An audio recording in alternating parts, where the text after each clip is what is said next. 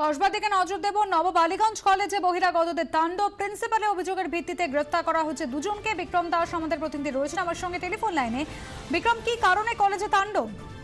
দেখো, যেটা আমরা কসবা থানার পুলিশ সূত্রে জানতে পারছি যে গতকাল সন্ধ্যায় নববালিগঞ্জ কলেজে যখন সরস্বতী পুজো হচ্ছিল, সেই অনুষ্ঠান চলছিল, সেই সময় যেটা পুলিশ সূত্রের খবর যে স্টুডেন্টস ইউনিয়নের ছাত্র সংসদের বেশ কয়েকজন সদস্য, গুরুত্বপূর্ণ সদস্য, তারা বহিরাগত বেশ কয়েকজনকে নিয়ে আসে, যার মধ্যে সুমিত পান্ডে এবং আশিস মিশ্রা। যেটা অভিযোগ যে মত্ত অবস্থায় তারা কলেজের মধ্যে ঢুকেছিল এবং সরস্বতী পুজোর অনুষ্ঠানে তারা গিয়েছিল এবং সেই সময় কলেজের মধ্যে তারা ব্যাপক ভাঙচুর করে এবং কার্যত তাণ্ডব চালায়। এবং সেই তাণ্ডব হওয়ার পরে কিন্তু সেখান থেকে যারা ছাত্র সংসদের যেই সদস্যরা তাদেরকে নিয়েছিল, তারা কিন্তু তাদেরকে নির্বিঘ্নে সেখান থেকে বের করে দেয়। এরপরেই গোটা ঘটনা কলেজ কর্তৃপক্ষের সামনে আসে।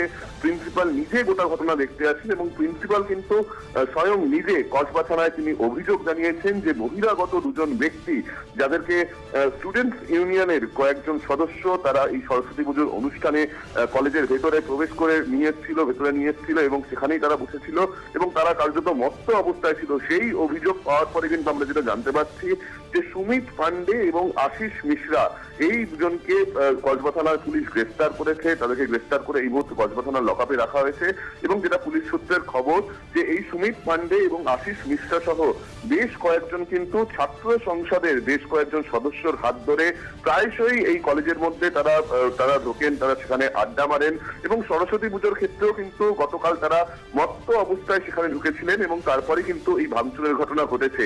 পুলিশ এই অভিযোগ পাওয়ার পরে নির্দিষ্টভাবে সরকারি সম্পত্তি নষ্ট করার মামলা রুজু করেছে, অর্থাৎ পিডিপিপি অ্যাক্টে মামলা রুজু করেছে, যেখানে আমরা জানি যে একদিকে কিন্তু সরকারের তরফে কঠোর আইন আনা হচ্ছে সরকারি সম্পত্তি নষ্ট করার ক্ষেত্রে, সেখানে কিন্তু যেটা দেখা গেল যে ছাত্র সংসদের কয়েকজন সদস্য তারা কিন্তু বহিরাগতদের নিয়ে এসে কলেজের মধ্যে কার্যত ভাঙচুর চালালো। ধন্যবাদ বিক্রম।